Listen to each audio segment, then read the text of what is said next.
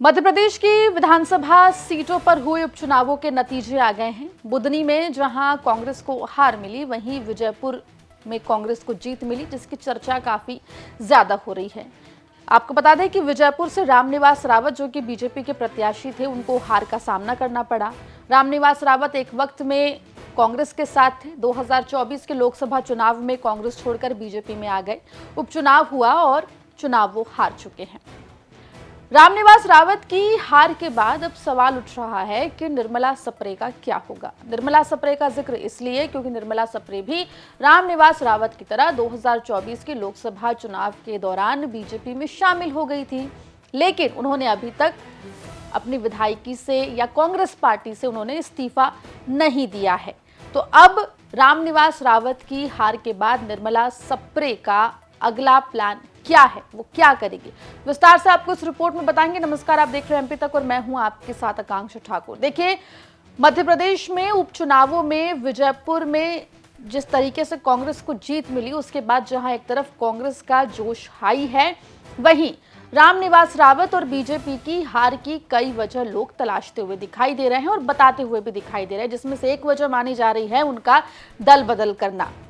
आपको बता दें कि रामनिवास रावत, जो कि कांग्रेस नेता थे, कांग्रेस की टिकट पर 2023 का विधानसभा चुनाव जीते थे, उन्होंने 2024 के लोकसभा चुनाव के दौरान बीजेपी का दामन थाम लिया।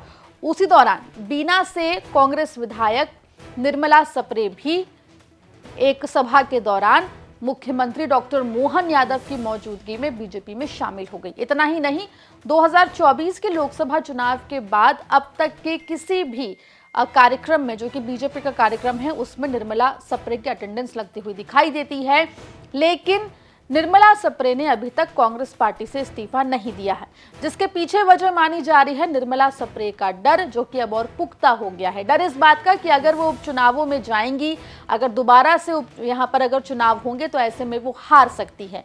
और अब जब रामनिवास रावत को जनता ने नकार दिया है, तो उसके बाद निर्मला सप्रे का डर और भी ज्यादा पुख्ता होता हुआ दिखाई दे रहा है।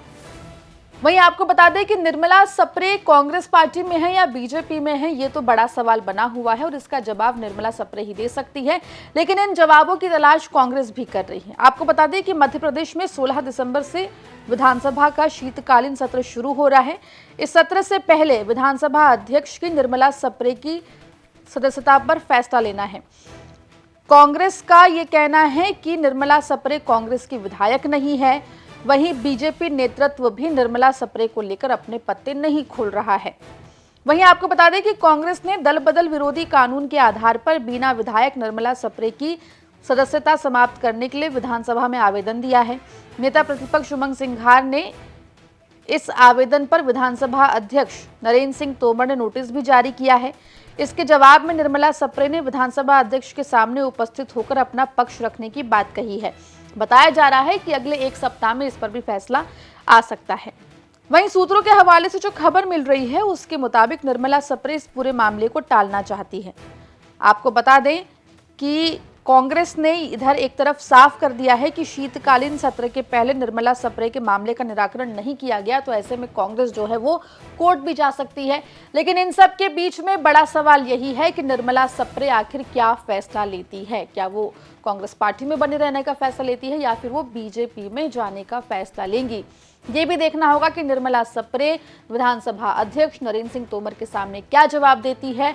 और अगर निर्मला सप्रे अगर बीजेपी में जाएंगी तो बिल्कुल आने वाले वक्त में मध्य प्रदेश में बीना सीट पर भी उपचुनाव देखने को मिलेंगे। लेकिन अगर वो कांग्रेस में ही रहने का फैसला करती हैं तो ऐसे में कांग्रेस पार्टी का अगला कदम क्या होगा। इन तमाम सवालों के बीच एक बात जो निकलकर सामने आ रही है वो ये कि कहीं ना कहीं फैसला लेने में देरी इसलिए भी हो रही है निर्मला सप्रे से, क्योंकि विजयपुर से बीजेपी और रामनिवास रावत की हार के बाद उन्हें भी उपचुनाव होने पर हार का डर कहीं ना कहीं सता रहा है। आपकी क्या राय है इस पूरे मामले पर, हमें कमेंट सेक्शन में जरूर लिख के बताएं। मध्य प्रदेश की तमाम खबरों के लिए बने रहिए एमपी तक के साथ।